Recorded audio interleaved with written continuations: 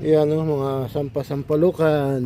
Nangunguha na naman ako ng sampasampalukan. This time ay gagawin ko siyang powder.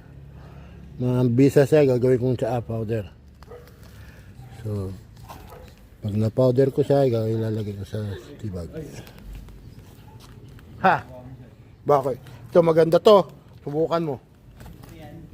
Sampasampalukan. Kuha ka na, boy. So may maraming karamdaman, mabisa ito.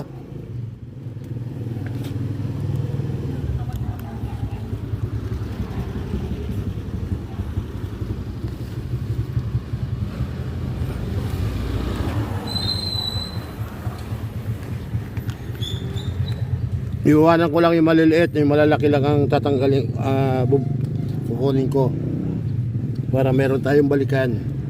Yan o.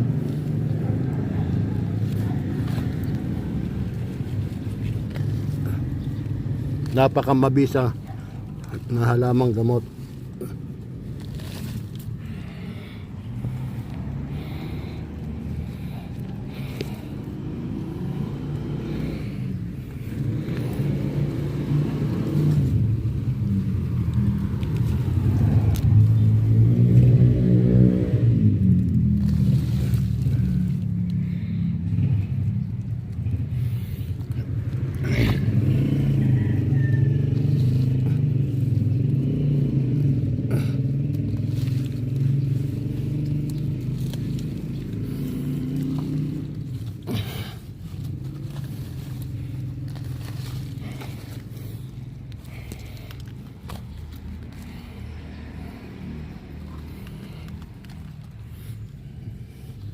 Mahal magpa-hospital, mahal magpa-dialysis, kaya dito tayo sa mga herbal. Napaka-epektibong gamot sa kidney stone, gout,